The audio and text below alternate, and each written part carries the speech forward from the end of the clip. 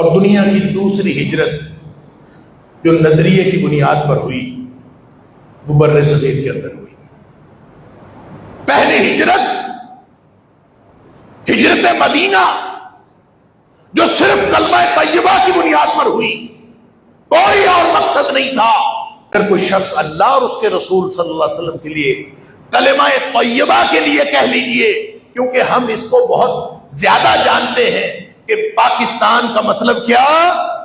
لا الہ الا اللہ، ہم اس کو بہت اچھی طرح جانتے ہیں۔ لہذا اس لیے میں بار بار کہہ رہا ہوں کہ اس نے کلمہ طیبہ کے لیے ہجرت کی ہو، اللہ، تو اس ہجرت کا فائدہ پتہ کتنا ہے؟ اللہ کے رسول صلی اللہ علیہ وسلم نے فرمایا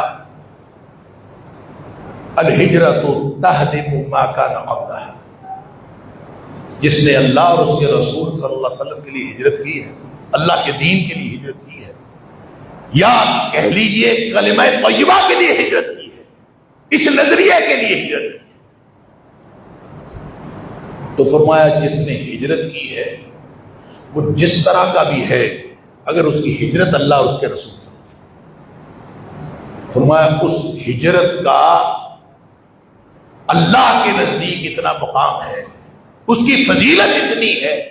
کہ اس سے پہلے اس نے جتنے گناہ کیے ہیں وہ سارے کے سارے معاف ہو جاتے۔ الہجرۃ تہدم ما کان قبلھا،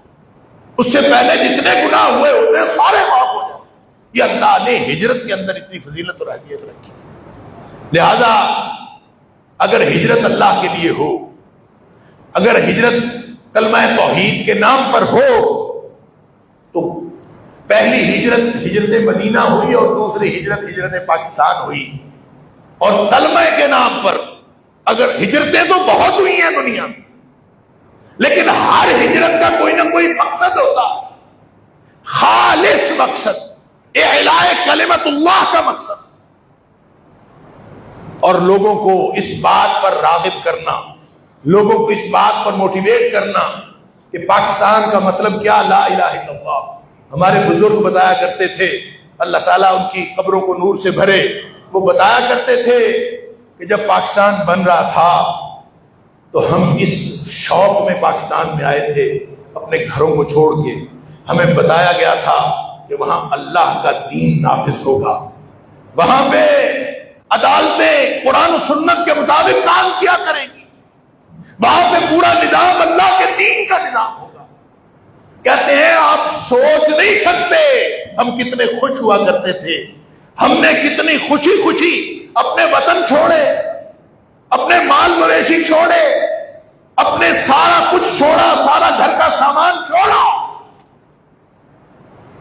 اور صرف جو تن بدن کے کپڑے تھے وہ لے کر ہم بھاگ کے پاکستان آ گئے، کیونکہ اتنا بڑا شوق تھا ہمارا کہ پاکستان کا مطلب کیا، لا الہ الا اللہ، اور وہاں جا کے اللہ کا دین نافذ ہوگا۔ اس سے بڑی اور کیا بات ہو سکتی ہے، اس سے بڑی اور نعمت کیا ہو سکتی ہے؟ اللہ اکبر۔ اس لیے ہم پاکستان آئے تھے۔